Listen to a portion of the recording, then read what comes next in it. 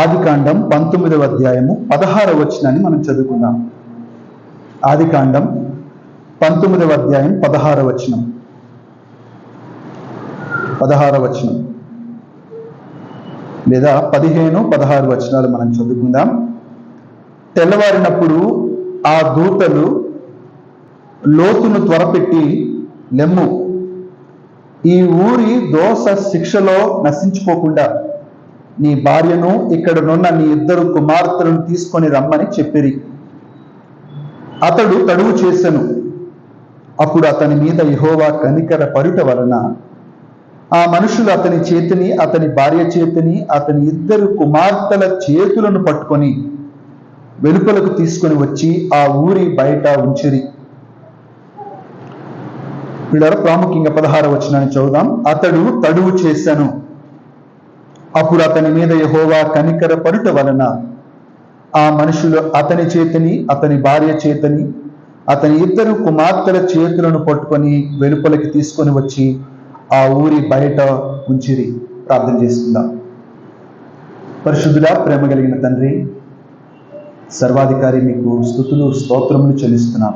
ఈరోజు మా ప్రభు దినాన మీ సన్నిధిలో మిమ్మల్ని ఆరాధించడానికి, జ్ఞాపకం చేసుకోవడానికి మీరు కృప చూపించారు. ఆరాధనకు యోగ్యుడవు, పూజ్యుడవు తండ్రి, నీకు స్తోత్రము. మీ బిడ్డలమైన మేము తండ్రి నీ వైపు చూస్తూ ఉండగా నీ మాటలు చదువుకున్నాం. మా అందరితో మీరు మాట్లాడండి. హృదయ అంతరంగములు ఎరిగిన దేవా, నేరుగా మాట్లాడమని, కృప చూపించమని, మమ్మల్ని బలపరచమని, సమస్తాన్ని మీ చేతులకు అప్పగించుకుంటూ బలహీను నన్ను మరుగుపరిచి మీరే మహిమ, ఘనత, ప్రభావాలు పొందమని యేసు ప్రభు నామమున ప్రార్థన చేస్తున్నాము తండ్రి, ఆమేన్. ఇక్కడ 19వ అధ్యాయంలో లోతు సంగతులు మనం చూస్తున్నాం. లోతు జీవితాన్ని ఇక్కడ మనం చూడగలం. అయితే 16వ వచనంలో ప్రాముఖ్యంగా మనకి కనిపిస్తున్న మాట ఏంటి అని అంటే, అతడు తడువు చేసెను అనే మాట మనకు కనిపిస్తూ ఉంది. పరిశుద్ధాత్మ దేవుడు లోతు గురించి మనకి వ్రాసిన సంగతి, అతడు తడువు చేసెను. తడువు చేయడం అంటే అతడు ఆలస్యం చేశాడు. ఇంగ్లీష్లో మనం చూస్తే హెజిటేటెడ్ అనే మాట మనం చూస్తాం. లోత్ హెజిటేటెడ్. లోతు ఆలస్యం చేశాడు, లోతు తడువు చేశాడు అనే విషయాలు మనం చూస్తున్నాం. కానీ ఎలాంటి పరిస్థితుల్లో ఆయన ఆలస్యం చేశాడు? అది ఆశ్చర్యం. ఎలాంటి పరిస్థితుల్లో ఆయన తడువు చేశాడు? చూడండి, ఘోరమైన పాప పరిస్థితులు ఆ పట్టణంలో ఉన్నాయి. ఇక్కడే ఆదికాండం 18వ అధ్యాయం 20వ వచనంలో మనం చూస్తాం కదా.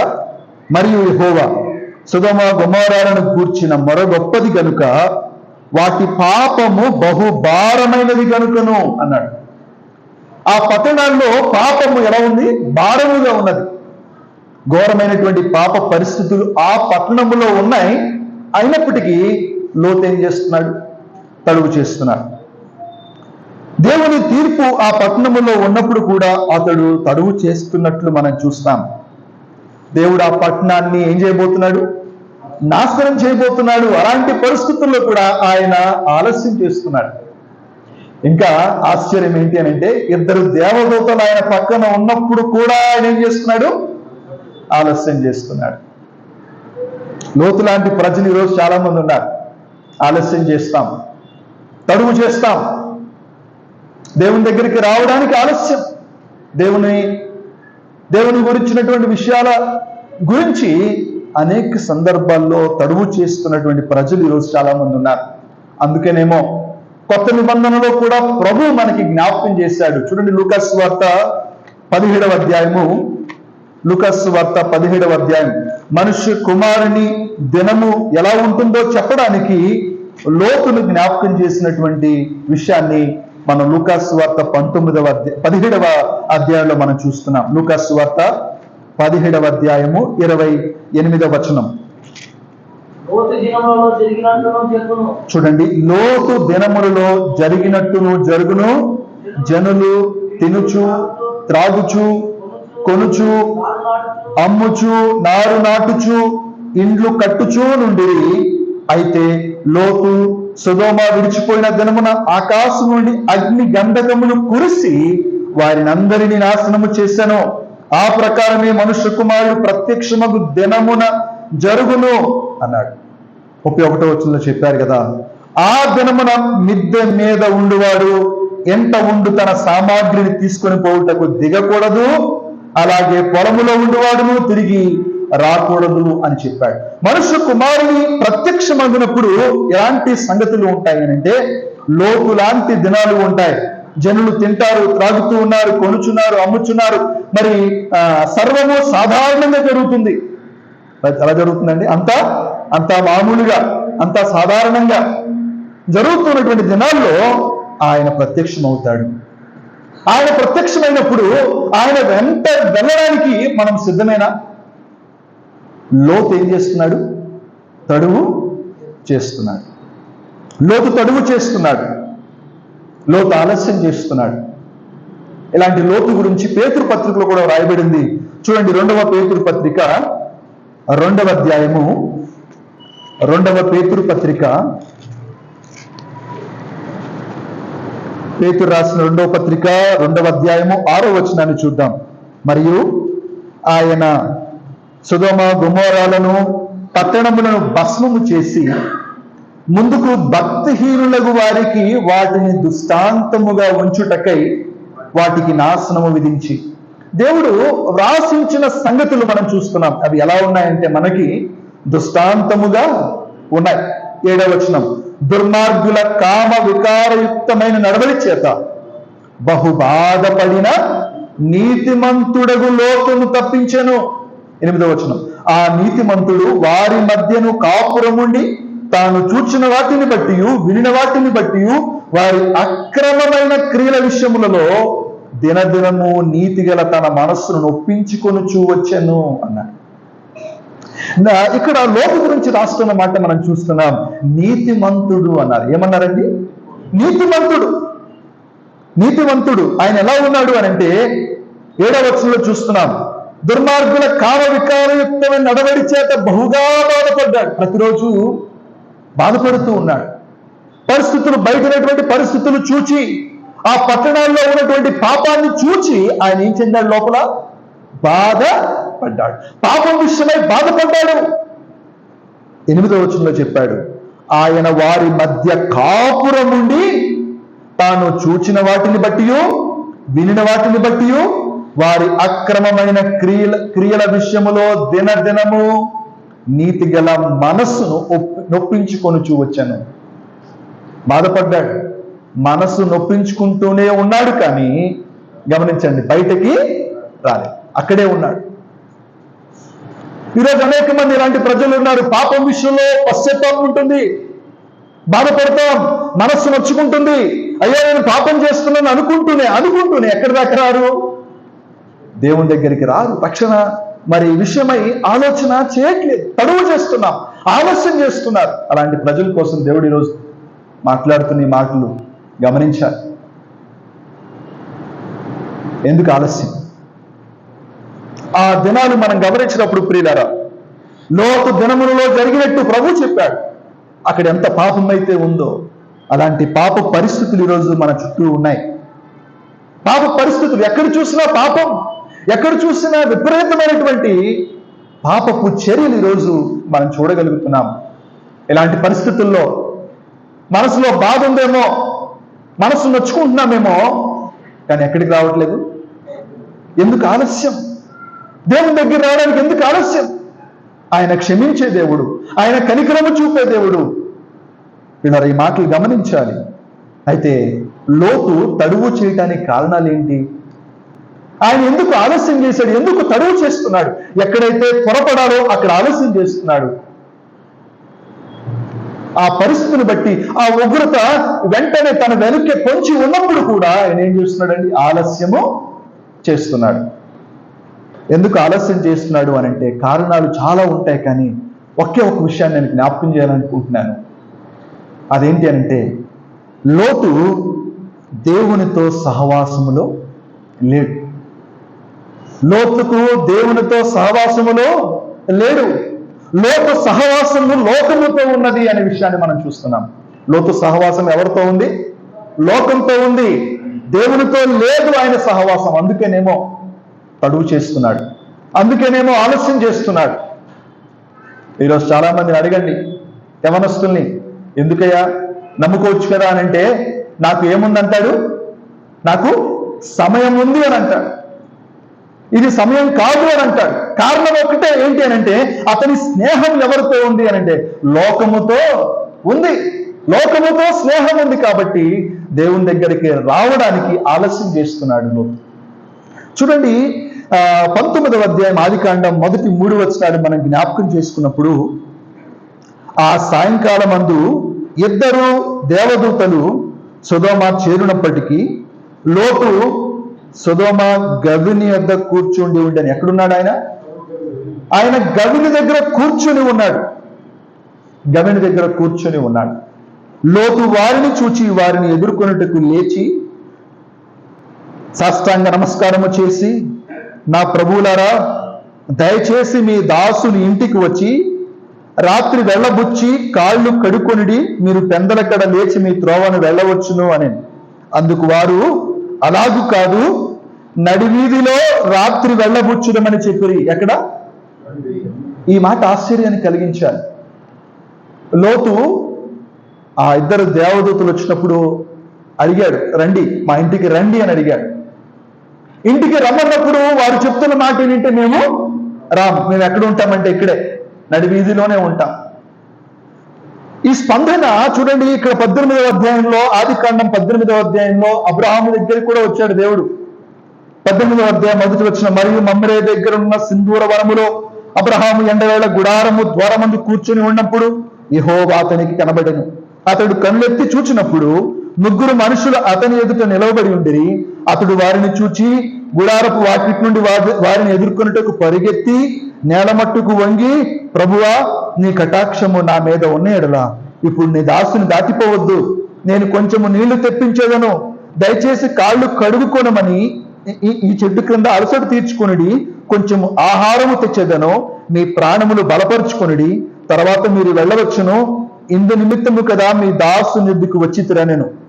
వెంటనే వారు చెప్తున్న మాట చూడండి, వారు, నీవు చెప్పినట్లు చేయుము అన్నాడు. నువ్వు చెప్పినట్లు చేయి అన్నారు. కానీ లోతు అడిగినప్పుడు మాత్రం ఏమన్నారండి? ఎందుకు? ఎవరైనా మన ఇంటికి గెస్ట్లు వచ్చినప్పుడు కొంచెం భోంచేసి వెళ్ళండి, కొంచెం మా అతిథి మర్యాదను స్వీకరించండి అన్నప్పుడు వద్దొద్దు మేము వెళ్ళిపోతాం అని అంటే అర్థం ఏంటి? అర్థం ఏంటండి? వారు మనకి ఏమి ఎక్కలేరు, దగ్గరగా లేరని అర్థం. దగ్గరగా లేరు. అట్లయితే లోతు అడిగినప్పుడు లోతు తర్వాత ఏం చేశాడు చూడండి, 3వ వచనం, అయినను అతడు మిక్కిలి బలవంతము చేసినప్పుడు వారు అతని తట్టు తిరిగి అతని ఇంట ప్రవేశించారు. అతడు వారికి విందు చేసి పొంగని రొట్టెలు కాల్చగా వారు భోజనము చేసి, మిక్కిలి బలవంతము చేసినప్పుడు వచ్చారు. ఈ మాట ఎందుకు ఆశ్చర్యం కలిగించిందనంటే, అబ్రహాము చెప్పినప్పుడు నీవు చెప్పినట్టు చేయమని అని అన్నారు. కానీ లోతు మిక్కిలి అడగవలసి వచ్చింది, బతిమాలవలసి వచ్చింది. ఈరోజు మనం కూడా ఎంతో ప్రాధేయపడతాం దేవునితో. ఆ సహవాసం, దేవుని స్నేహితుడిగా పిలువబడ్డాడు అబ్రహాము. మోషే చూసినప్పుడు మోషే దేవునితో ఒక స్నేహితుడు మాట్లాడినట్లు మాట్లాడుతున్నాడు. వారి మధ్య ఉన్న సహవాసానికి, లోతుకు దేవునికి ఉన్న సహవాసానికి చూడండి. లోతు ఎవరితో స్నేహం చేశాడు అని అంటే గవిని వద్ద కూర్చున్నాడు. లోతు లోకముతో స్నేహము చేశాడు. లోతు ఎక్కడ? లోకముతో స్నేహము చేశాడు. చూడండి, యాకోబు పత్రిక 4వ అధ్యాయం 4వ వచనాన్ని చదువుకుందాం. యాకోబు పత్రిక 4వ అధ్యాయము 4వ వచనం. 4వ అధ్యాయం 4వ వచనం, వ్యభిచారులారా, ఈ లోక స్నేహము దేవునితో వైరమని మీరు ఎరుగురా. దేవుడు చెప్తున్నాడు, ఈ లోక స్నేహము దేవునితో వైరమని మీరు ఎరుగురా. కాబట్టి ఎవడు ఈ లోకముతో స్నేహము చేయగోరునో వాడు దేవునికి శత్రువు. ఇప్పుడు లోతు దేవునికి ఏమయ్యాడు? శత్రువు అయిపోయాడు. అందుకనేమో అడిగినప్పుడు రాలేదు, శత్రువు అయిపోయాడు. లోతు ఇప్పుడు తడువు చేస్తున్నాడు, ఆలస్యం చేస్తున్నాడు. పిల్లలు గమనించండి, ఈ విషయాలు ఆలోచన చేసినప్పుడు ఎందుకు ఆయన తడువు చేస్తున్నాడు అని అంటే, ఆయన స్నేహము ఎవరితో ఉంది చెప్పండి? ఎవరితో ఉంది? లోకముతో ఆయన స్నేహం ఉంది. లోతు గురించి మనం గమనించినప్పుడు ఆదికాండం 13వ అధ్యాయంలో ఆయన ప్రప్రథమంగా ఆయన తీసుకున్నటువంటి నిర్ణయాన్ని మనం చూస్తాం. ఆదికాండం 13వ అధ్యాయం 10వ వచనంలో చూడండి. ఎప్పుడైతే అబ్రాహాము కాపరులకు లోతు కాపరులకు కలహం వచ్చిందో అప్పుడు చూడండి 10వ వచనాన్ని మనం చూస్తున్నాం. లోతు తన కనులెత్తి యోర్దాను ప్రాంతం అంతటిని చూచెను. యెహోవా సొదొమ గొమొర్రాను పట్టణములను నాశనము చేయక మునుపు సోయరకు వచ్చి వరకు అదంతయు యెహోవా తోట వలెను ఐగుప్తు దేశము వలెను నీళ్లు పారు దేశమై ఉండెను. కాబట్టి లోతు తనకు యోర్దాను ప్రాంతమంతటిని ఏర్పరచుకొని తూర్పుగా ప్రయాణము చేశాను. అట్లు వారు ఒకరికి ఒకరు వేరైపోయిరి. అబ్రాము కనానులో నివసించెను. లోతు ఆ మైదానమందు ఉన్న పట్టణములో ప్రదేశములో కాపురం ఉండి సొదొమ దగ్గర తన గుడారము వేసుకొనెను. కాషన్ చూడండి 13వ వచనం. సొదొమ మనుషులు దుష్టులను యెహోవా దృష్టికి బహు పాపులునై ఉండే. ఎక్కడ వేసుకున్నాడు గుడారం? దుష్టుల మధ్య, పాపుల మధ్య తన గుడారాన్ని వేసుకున్నాడు. అక్కడే పెరిగాడు, అక్కడే తనకు కుమార్తెలను కన్నాడు, అక్కడే తన గుడారం వేసుకున్నాడు, అక్కడే తన ఆస్తిని సంపాదించుకున్నాడు. అందుకేనేమో తడువు చేస్తున్నాడు. ఈరోజు వాక్యంలో మనం చూసాం, ప్రభు వచ్చినటువంటి దినాన ఎలా ఉంటుంది అనంటే, మేడ మీదకి వెళ్ళిన వాడు కిందకి రాకు. మేడ మీదకి వెళ్ళిన వాడు దేవుడు పిలిచినప్పుడు ఎక్కడికి వెళ్ళాలి అంటే ఆయనతో పైకే వెళ్ళాలి, కానీ కిందకి రాకూడదు. ఈరోజు ఎంతమంది మనం సిద్ధంగా ఉన్నాం? ప్రభు వచ్చి పిలిస్తే అన్నిటినీ విడిచిపెట్టి నేను వెళ్ళిపోతాను ప్రభు దగ్గరికి అనేంత సిద్ధపాటు మనకు ఉండాలని దేవుడు కోరుకుంటున్నాడు. లోతు తడువు చేస్తూ ఉన్నాడు. చూడండి, అతనికి ఆస్తి కూడా అక్కడ ఉన్నట్లు మనం చూస్తున్నాం. అందుకనే 1 తిమోతి పత్రిక 6వ అధ్యాయంలో 1 తిమోతి పత్రిక 6వ అధ్యాయం 7వ వచనంలో ఒక మాట చూస్తాం కదా. 1 తిమోతి పత్రిక 6వ అధ్యాయము 7వ వచనం. ఎప్పుడైతే మనుషులు ధనాన్ని ప్రేమిస్తారో అప్పుడు వారు దేవునికి దూరం అవుతారనే విషయాలు కూడా మనం ఇక్కడ చూస్తూ ఉన్నాం. 6, 7 మనము ఈ లోకములోనికి ఏమీ తేలేదు, దీనిలో నుండి ఏమీ తీసుకొని పోలేము. కాగా అన్న వస్త్రములు గలవారయుండి వాటితో తృప్తి పొందియుందుము. ధనవంతులగుటకు అపేక్షించు వారు శోధనలోను ఉరిలోను అవివేకయుక్తములను హానికరములైన అనేక దురాశలలోను పడుదురు. అట్టివి మనుషులను నష్టములోను నాశనములోను ముంచివేయును. ఎందుకనగా ధనాపేక్ష సమస్తమైన కీడులకు మూలము. కొందరు దానిని ఆశించి విశ్వాసం నుండి తొలగిపోయి నానా బాధలతో తమను తామే పొడుచుకొనిరి అనే మాట మనం చూస్తూ ఉన్నాం.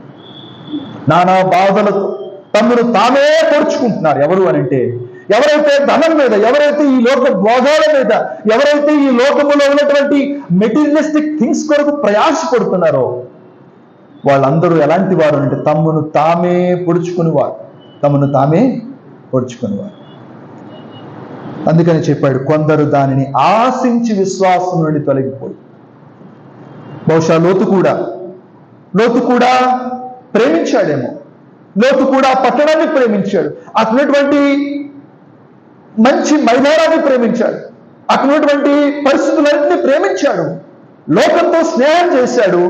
అందుకని ఇప్పుడు త్వరగా అన్నప్పుడు ఏం చేయలేకపోతున్నాడు? లేవలేకపోతున్నాడు, తడువు చేస్తున్నాడు, ఆలస్యం చేస్తున్నాడు. పిల్లరా, ఇలాంటి పరిస్థితులు ఈరోజు చాలా మంది ఉన్నారు. తడువు చేస్తున్న ప్రజలు ఉన్నారు. ఎంతో భయంకరమైనటువంటి అగ్నిగుండం మన కొరకు కాచి ఉన్నదని సంగతి తెలిసి కూడా ఏం చేస్తున్నారండి?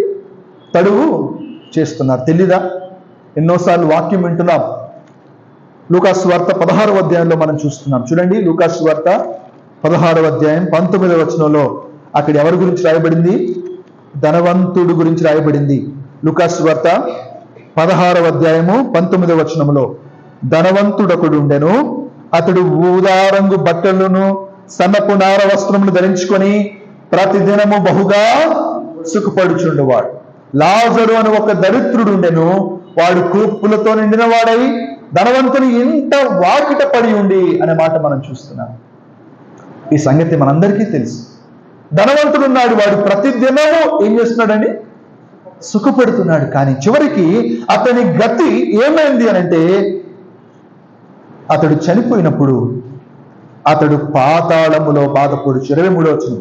అప్పుడు అతడు పాతాళములో బాధపడుచు కనులెత్తి దూరము నుండి అబ్రహామును అతని రొమ్మును ఆనుకొని లాజరును చూచి, తండ్రివైన అబ్రహామా, నా యందు కనికర పడి తన వ్రేలి కొనను నీళ్లలో ముంచి నా నాలుకను చల్లార్చుటకు లాజరును పంపుము, నేను ఈ అగ్ని జ్వాలలో యాతన పడుచున్నానని కేకలు వేసి చెప్పాను. యేసు ప్రభునందు విశ్వాసం ఉంచిన వారి గతి మనం చూస్తున్నాం. ఎలా ఉంటుంది వారి పరిస్థితి? యాతన పడేటువంటి పరిస్థితి. అక్కడ అగ్ని చల్లారదు అన్నాడు, అక్కడ పురుగు చావదు అన్నాడు, నిత్యము ఏడుకుంటుంది. అలాంటి పరిస్థితి ఉన్నదన్న సంగతి ఎరిగి కూడా అతడు చేస్తున్నారు, ఆలస్యం చేస్తున్నారు. ఎందుకు? ఎందుకంటే లోకముతో స్నేహం ప్రియులారా, లోకముతో స్నేహం. కాబట్టి ఈరోజు దేవుడు తెలియచేస్తున్నాడు. చూడండి, ఆదికాండం ఇలాంటి లోతును దేవుడు ఏం చేశాడు అనంటే, తడువు చేస్తున్నటువంటి లోతును దేవుడు చేసిన సంగతి చదువుకున్నప్పుడు ఎంత ఆశ్చర్యం కలిగించింది అనంటే, చూడండి, ఆదికాండం 19వ అధ్యాయం 16వ వచనం. అతడు తడువు చేశాను అలాంటి ఆ లోతును, అప్పుడు అతని మీద యెహోవా కనికరపడుట వలన, అతని మీద ఏం కలిగిందండి? కనికరము కలిగింది. లోతు బయలుదేరట్లేదని ఆయన ఏం చేశాడు అనంటే, అతని చేతిని, అతని భార్య చేతిని, అతని 2 కుమార్తెల చేతులను పట్టుకొని వెలుపలకు తీసుకొని వచ్చి ఆ ఊరి బయట ఉంచే. ఎంత ప్రేమ కలిగిన దేవుడు, ఎంత కనికరము కలిగిన దేవుడు. చూస్తున్నాం కదా, యెహోవా కనికర పడుట వలన. ఆలస్యం చేస్తున్నాడు, తరువు చేస్తున్నాడు, వెళ్ళమని చెప్పాడు. ముందు 15వ వచనంలో చూస్తున్నాం కదా, లోతును త్వరపెట్టి లెమ్ము, ఈ ఊరి దోష శిక్షలో నశించుకోకుండా నీ భార్యను, ఇక్కడున్న నీ 2 కుమార్తెను తీసుకొని రమ్మని చెప్పినప్పుడు కూడా ఆలస్యం చేస్తుంటే, యెహోవా కనికర పడుట వలన. ఎంత ప్రేమ అండి, ఎంత ప్రేమ. ఎఫెసీ పత్రికలో మనం చదువుకున్నాం కదా, 2వ అధ్యాయంలో 3వ వచనంలో మనం చూస్తున్నాం, వారితో కలిసి మనం అందరము శరీరం యొక్క మనస్సు యొక్క కోరికలు నెరవేర్చుకొనుచు మన శరీరాశలను అనుసరించి ప్రవర్తించుచు కడమ వారి వలె స్వభావ సిద్ధముగా దైవోగ్రతకు పాత్రులమై. దేనికి పాత్రులమై ఉన్నాం? దైవ ఉగ్రతకు పాత్రులమై ఉంటిమి అన్నాడు. తర్వాత వెంటనే ఆయనను దేవుడు కరుణా సంపన్నుడై ఉండి మన అపరాధముల చేత చచ్చిన వారమై ఉండినప్పుడు సైతం మన ఎడల చూపిన తన మహాప్రేమ చేత మనలను క్రీస్తు కూడా బ్రతికించెను, కృప చేత మీరు రక్షింపబడి ఉన్నారు. ఇది ఎంత ప్రేమ ప్రియులారా, ఎంత ప్రేమ, దేవుని ప్రేమ. అందుకనే దేవుని ప్రేమతో దేన్ని పోల్చలేం, దేవుని ప్రేమకు సాటి లేదు. ఆయన కనికర సంపన్నుడు. మన మీద ఉన్నటువంటి ఉగ్రత, ఎంతో ఉగ్రత ఉన్నది. ఈరోజు రక్షణ పొందని వారికి దేవుడు తెలియజేస్తున్న మాట, నిత్య నరకాగ్ని గుండములోనికి వెళ్ళవలసిన వారు. ఇర్మియా గ్రంథం 4వ అధ్యాయంలోకి మాట చదువుదాం. చూడండి, ఇర్మియా గ్రంథము 4వ అధ్యాయం 4వ వచనం. ఇర్మియా గ్రంథం 4వ అధ్యాయం 4వ వచనం. అవిధేయులై ఉండుట మానుకొని మీ దుష్ట క్రియను బట్టి ఎవడును ఆర్పివేయనంతగా నా ఉగ్రత అగ్నివలే కాల్చకుండునట్లు. యూదావారులారా, యెరూషలేము నివాసులారా, యెహోవాకు లోబడి. ఆయన ఉగ్రత ఎంత ఉగ్రత అంటే ఎవరునూ ఏం చేయలేరు, ఆర్పివేయలేనంత ఉగ్రత. అగ్ని ఆరదు. అలాంటి ఉగ్రత ప్రతి మానవునిపై ఉన్నప్పుడు దేవుడు ఏం చూపించాడంటే కరుణ చూపించాడు, కనికరము చూపించాడు, ఎంతో ప్రేమ చూపించాడు. మీకా గ్రంథము 7వ అధ్యాయం చూడండి. మీకా గ్రంథం 7వ అధ్యాయంలో మనం ఒక విషయాన్ని మనం చూస్తాం. 7వ అధ్యాయం 18వ వచనాన్ని చూడండి. ఈ మాట అందరం జ్ఞాపకం చేసుకోవాలి. తన స్వాస్థ్యములో శేషించిన వారి దోషమును పరిహరించి వారు చేసిన అతిక్రమముల విషయమై వారిని క్షమించు దేవుడైన నీతో సముడైన దేవుడు ఉన్నాడా?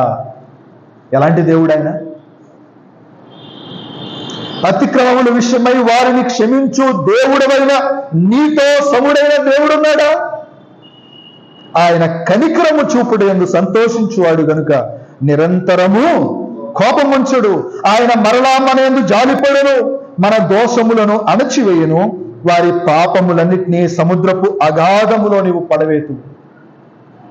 దేవుడు మన పాపాలని జ్ఞాపకం చేసుకునేవాడు కాదు, దేవుడు మనల్ని క్షమించేవాడు. దేవుడు మనపై కనికరము చూపిస్తున్నాడు, దేవుడు మనపై ప్రేమ చూపిస్తున్నాడు. తప్పిపోయిన కుమారుడు తన ఆస్తి అంతటినీ ఖర్చు పెట్టి తండ్రి దగ్గరికి వెళ్ళాలనుకున్నాడు. తండ్రి, నేను పరలోకం ఎదుటను నీ ఎదుటను పాపము చేశాను, నీ కుమారుణ్ణి అనిపించుకున్నట్టుకు యోగ్యుణ్ణి కాదు అని చెప్దాం అనుకున్నాడు.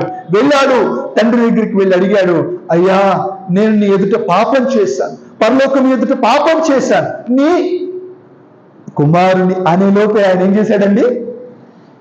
హత్తుకున్నాడు. నీ కుమారుని అనిపించుకున్నట్టుకు యోగ్యుణ్ణి కాదు అని తన మనసులో ఉంది, కానీ ఆ మాట అనలేదు. హత్తుకున్నాడు, ప్రేమించాడు. ఎంతగా ప్రేమించాడు దేవుడు! నశించిన దాన్ని వెతికి రక్షించడానికే మనుష్య కుమారుడు వచ్చాడు. పాపులు రక్షించుటకు క్రీస్తు యేసు లోకమునకు వచ్చెను అనే మాట నమ్మదగినది. అది పూర్ణ అంగీకారమునకు యోగ్యమై ఉన్నది. కాబట్టి కూర్చున్న వారిలో ఇంకా తడువు చేస్తున్నారా? ఆలస్యం చేస్తున్నారా? దేవుని దినము ఎప్పుడు వచ్చునో తెలియదు. దొంగ వచ్చినట్లు దేవుని దినం వచ్చును అనే మాట మనం చూడగలుగుతున్నాం. కాబట్టి ఉన్నారా ఎవరైనా ఇంకా ఆలస్యం చేసేవారు? దేవుడు సెలవిస్తున్న మాట చూడండి. 2వ పేతురు పత్రిక 3వ అధ్యాయం, 2వ పేతురు పత్రిక 3వ అధ్యాయంలో అక్కడ మనం చదువుతున్నాం కదా, 8వ వచనం. 2వ పేతురు పత్రిక 3వ అధ్యాయం 8వ వచనం. మర్చిపోకుడి ఏమనగా ప్రభు దృష్టికి ఒక దినము 1000 సంవత్సరముల వలెను, 1000 సంవత్సరములు ఒక్క దినము వలె ఉండును. చూడండి, కొందరు ఆలస్యమని ఎంచుకున్నట్లు ప్రభువు తన వాగ్దానమును గూర్చి ఆలస్యము చేయువాడు కాడు గాని ఎవడును నశ్యంపవలనని ఇచ్చింపక అందరూ మారు మనస్సు పొందవలనని కోరుచు మీ ఎడల దీర్ఘశాంతము గలవాడై ఉన్నాడు. ఆలస్యం అనుకుంటున్నారేమో, అది ఆలస్యం కాదు. ఆయన ఏం చూపిస్తున్నాడు? దీర్ఘశాంతమును చూపిస్తున్నాడు. వింటున్నారా? దీర్ఘశాంతమును చూపిస్తున్నాడు. కొందరు ఆలస్యమని ఎంచుకున్నట్లు ప్రభువు తన వాగ్దానమును గురించి ఆలస్యము చేయువాడు కాడు గాని, ఆయన ఆలస్యం చేసేవాడు కాదు, ఆయన దీర్ఘశాంతాన్ని చూపిస్తున్నాడు. ఎందుకంటే అందరూ ఏం పొందుకోవాలి? మారు మనస్సు పొందుకోవాలి. అందరూ మారు మనస్సు ఉండాలి. రక్షింపబడిన వారు ఎవరైనా ఉన్నారా? ఎందుకు ఆలస్యం? ఎందుకు తడువు చేస్తున్నారు? తర్వాత చెప్పాడు 10వ వచనంలో, అయితే ప్రభు దినము దొంగ వచ్చినట్లు వచ్చును, ఆ దినము ఆకాశములు మహా ధ్వనితో గతించిపోవును, పంచభూతములు మిక్కటమైన వేండ్రముతో లయమైపోవును, భూమియో దాని మీదనున్న కృత్యములు కాలిపోవును, ఇవన్నీ ఇట్లు లయమైపోవును గనుక ఆకాశములు రవులు కొని లయమైపోవునట్టు పంచభూతములు మహావేంద్రముతో కరిగిపోవునట్టు దేవుని దినపు రాకడ కొరకు కనిపెట్టుచు దానిని ఆశతో అపేక్షించుచు మీరు పరిశుద్ధ ప్రవర్తనతోనూ భక్తితోనూ ఎంతో జాగ్రత్త గలవారై ఉండవలెను. ఎంతో జాగ్రత్త గలవారై ఉండవలెను. ఆయన ఆలస్యం చేయట్లేదు సుమా. అందరూ మారు మనస్సు పొందాలని దీర్ఘశాంతము గలవాడై ఉన్నాడు. దీర్ఘశాంతము గలవాడై ఉన్నాడు. అట్లయితే నమ్ముకుందామా ప్రభువుని? ఇంకా ఎవరైతే తీర్మానం చేయలేదు, ఇంకెవరైతే మారు మనస్సు పొందలేదో, ఇంకెవరైతే మీ పాపముల విషయమై పశ్చాత్తాపడలేదో, నీ హృదయంలో బాధపడితే సరిపోదు, హృదయంలో నొచ్చుకుంటే సరిపోదు. అయ్యో నేను పాపం చేశాను. లోతు ప్రతిదినము బాధపడ్డాడు. ప్రతిదినము అలా బాధపడితే సరిపోదు, కానీ దేవుని దగ్గరికి వచ్చి పాపాన్ని క్షమించే దేవుడు ఉన్నాడు. అయ్యా నేను పాపిని, నన్ను క్షమించు అనంటే దేవుడు క్షమిస్తాడు. మన పాప దోష శిక్ష అంతటినీ ఆయన భరించాడు. కేవలం మనం చేయవలసిందల్లా ఒక్కటే, దేవుని దగ్గరికి వచ్చి మన పాపముల విషయమై పశ్చాత్తాపడి ప్రభువుని అడగాలి. ప్రభువా నా పాపములు క్షమించు అని అడగాలి. దేవుడు క్షమించడానికి ఇష్టపడుతున్నాడు. పిల్లలు ఒక మాట చదువుకుందాం. రోమిలికి రాసిన పత్రిక 2వ అధ్యాయము, రోమిలికి రాసిన పత్రిక 2వ అధ్యాయము 3వ వచనం. అట్టి కార్యములు చేయు వారికి తీర్పు తీర్చుచు వాటినే చేయుచున్న మనుష్యుడా, నీవు దేవుని తీర్పు తప్పించుకుందు అని అనుకుందువా? లేదా దేవుని అనుగ్రహము మారు మనస్సు పొందుటకు నిన్ను ప్రేరేపించుచున్నది ఎరుగక ఆయన అనుగ్రహ ఐశ్వర్యమును, సహనమును, దీర్ఘశాంతమును తృణీకరించుదువా? ఈరోజు తృణీకరిస్తారా? మళ్ళీ దేవుడు సూటిగా మాట్లాడుతున్న మాటలు గమనించండి. లోతు తడువు చేశాడు, అయినా తన చేయి పట్టుకొని బయటకు తీసుకువెళ్ళాడు. ఈరోజు ప్రభు మన కోసం ఆయనే దిగొచ్చాడు. మహామగుడుగు దేవుడు విడిచిపెట్టకూడని భాగ్యం ఎంచుకొనక రిక్తుడై, దాసుడై, పరిచారకుడై మనందరి పాప శిక్షను తన మీద వేసుకొని మన కోసం వచ్చాడు. వచ్చి మనల్ని నడిపించడానికి, మనల్ని విమోచించడానికి, మనల్ని రక్షించడానికి మన ప్రభు వచ్చాడు. కాబట్టి దేవుని అనుగ్రహము మారు మనస్సు పొందుటకు నిన్ను ప్రేరేపించుచున్నది నీ ఎరుగక ఆయన అనుగ్రహైశ్వర్యమును, సహనమును, దీర్ఘశాంతమును తృణీకరించుదువా? తృణీకరించద్దు ప్రియులారా. ఇంకా నమ్మని వారు ఎవరైనా ఉంటే దయతో ప్రభు నమ్ముకోవాలని ప్రేమతో తెలియజేస్తున్నాం.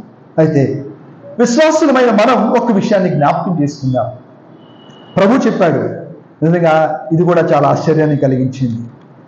మనం దేనికోసం వచ్చాం? ప్రభువును జ్ఞాపకం చేసుకోవడానికి వచ్చాం, ప్రభువుని ఆరాధించడానికి వచ్చాం.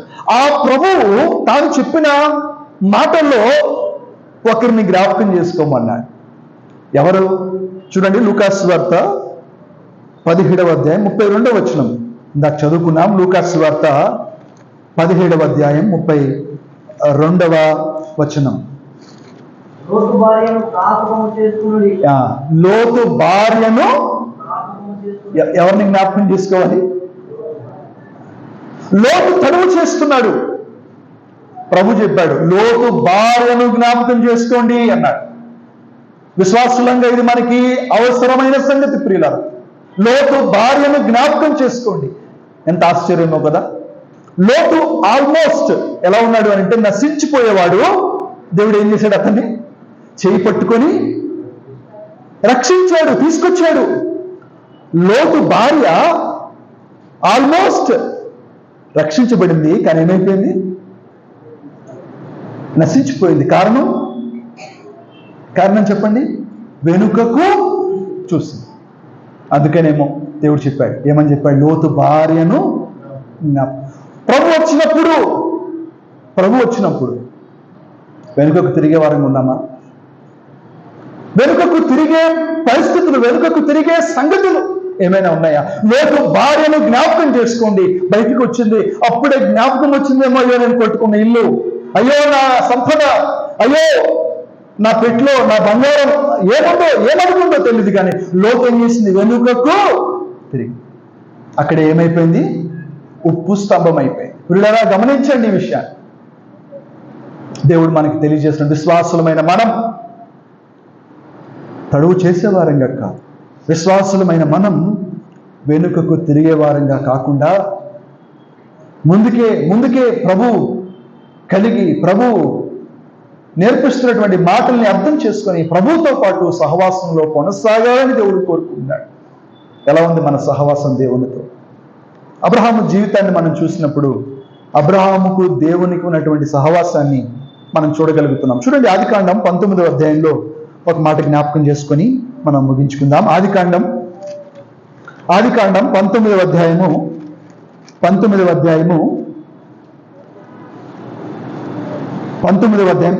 వచనాన్ని చూడండి. అయితే లోతు భార్య అతని వెనుక నుండి తిరిగి చూచి ఉప్పు స్తంభమాయను. ఏమైపోయింది? వెనుకకు తిరిగి ఉప్పు స్తంభమాయను. తెల్లవారినప్పుడు అబ్రహాము లేచి తాను యెహోవా సన్నిధిని నిలిచిన చోటికి వచ్చి సొదొమ గొమొర్రాల తట్టును ఆ మైదానపు ప్రదేశము యావత్తును చూడగా, ఇదిగో ఆ ప్రదేశము ఆవము పొగవలే లేచిచుండెను. దేవుడు ఆ మైదానపు పట్టణములను పాడు చేసినప్పుడు దేవుడు అబ్రహామును జ్ఞాపకము చేసుకొని లోతు కాపురం ఉన్న పట్టణమును నాశనము చేసినప్పుడు ఆ నాశనము మధ్యను లోతు నశించకుండా అతనిని తప్పింది. ఇప్పుడు ఇంకొక విషయాన్ని చెప్పండి. ఆ ఇద్దరు దేవదూతలు లోతు చెయ్యి పట్టుకొని తీసుకురావడానికి కారణం ఏంటి? అబ్రహామును ఈయన ఆలస్యం చేస్తున్నాడు, ఈయన తడువు చేస్తున్నాడు.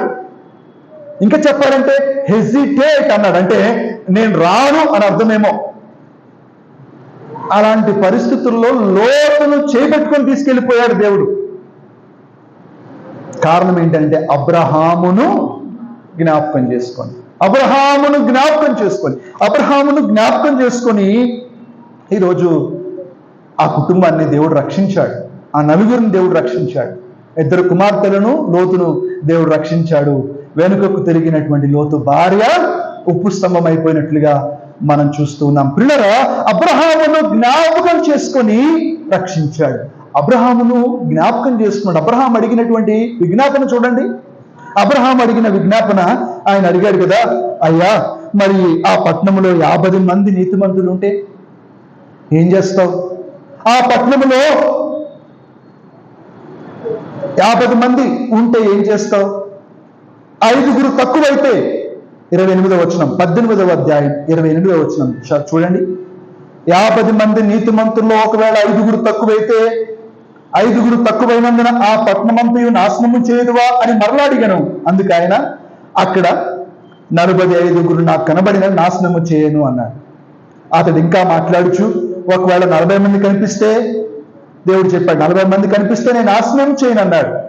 వెంటనే 30వ వచనంలో అబ్రాహాము చెప్తున్న మాట, ప్రభువు కోపపడిన ఎడల నేను మాట్లాడదను. ఒకవేళ అక్కడ 30 మందియే కనబడితే, అక్కడ నుంచి 20 మందే కనిపిస్తే అని అడిగాడు. 32వ వచనంలో 10 మందే కనిపిస్తే అని అడిగాడు. 10 మంది కనిపిస్తే అని అడిగాడు. 32వ వచనం చూడండి.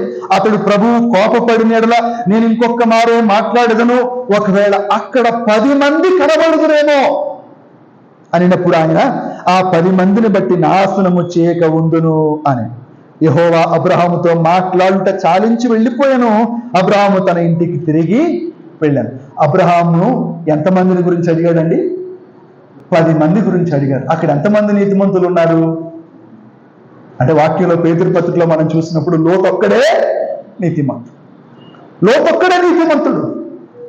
అబ్రహాం మనసులో ఏముంది చెప్పండి? అబ్రహాం మనసులో ఏముండి ఉంటుంది?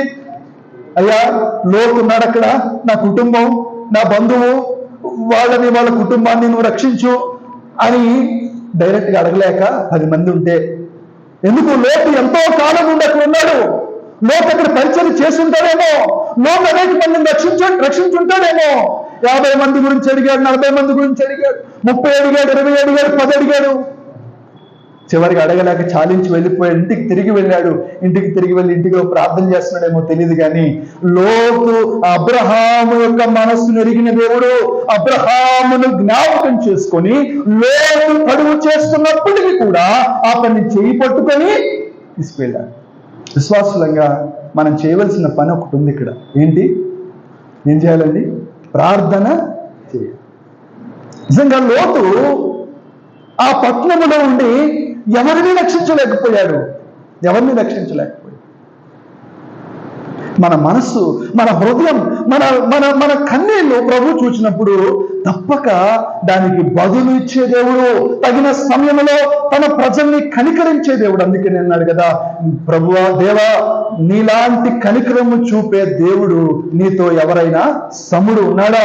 మీకా సువార్త, మీకా గ్రంథం 7వ అధ్యాయంలో మనం చూస్తున్నాం. అలాంటి కనికర సంపన్నుడు మనకున్నాడు. కాబట్టి ఇంకా తడువు చేస్తున్నారా? ఇంకా ఆలస్యం చేస్తున్నారా? ప్రభువు తన ప్రేమతో తెలియచేస్తున్నటువంటి సంగతులు జ్ఞాపకం చేసుకుందాం. విశ్వాసులమైన మనం లోతు భార్యను జ్ఞాపకము చేసుకున్నది, అబ్రహామును జ్ఞాపకము చేసుకునుడి. అబ్రహాము జ్ఞాపకం చేసుకుని దేవుడు చేసిన సంగతి. అట్లయితే ఈరోజు మనం చేసే ప్రార్థన, మనం చేసే విజ్ఞాపన, అయ్యా నా భర్తను మార్చు అడుగుతున్నామా? ఒకసారి ఆలోచన చేయండి. మన భర్తల కోసం, మన పిల్లల కోసం మనం ప్రార్థన చేస్తున్నామా? ఆలోచన చేద్దాం.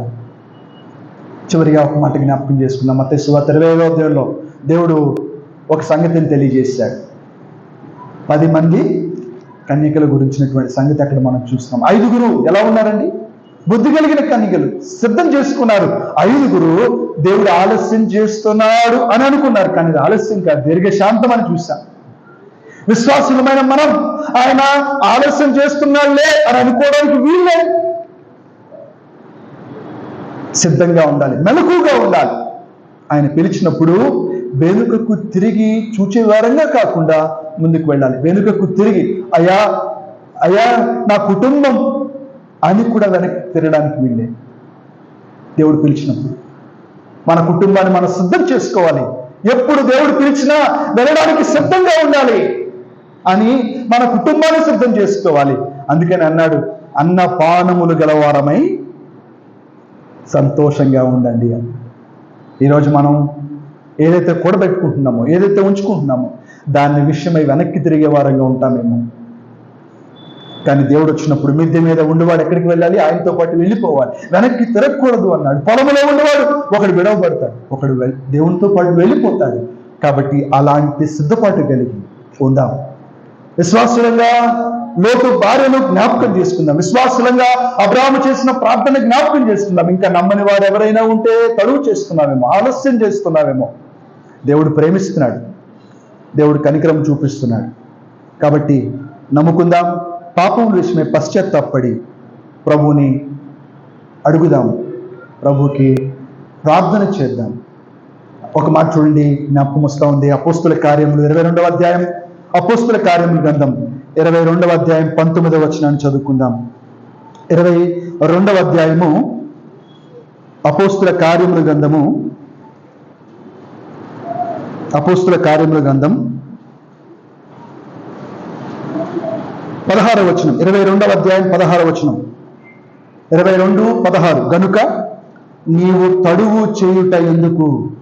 లేచి ఆయన నామమును బట్టి ప్రార్థన చేసి బాప్తిస్మము పొంది నీ పాపములను కడిగి వేసుకొనమని చెప్పాను. కనుక నీవు తడువు చేయుట ఎందుకు? తడువు లేచి ప్రార్థన చేసి పాపం విషయమై పశ్చాత్తాపడి ప్రభువా నా పాపములు క్షమించు అని ప్రార్థన చేస్తే దేవుడు ప్రార్థించడానికి ఇష్టపడుతున్నాడు. ప్రార్థన చేసి బాప్తిస్మం పొంది నీ పాపములను కడిగి వేసుకోమని చెప్పాను. ఉన్నారు ఎవరైనా? ప్రార్థన చేసుకుందాం. తల ఉంచుకుందాం, కళ్ళు మూసుకుందాం, ప్రార్థన చేసుకుందాం.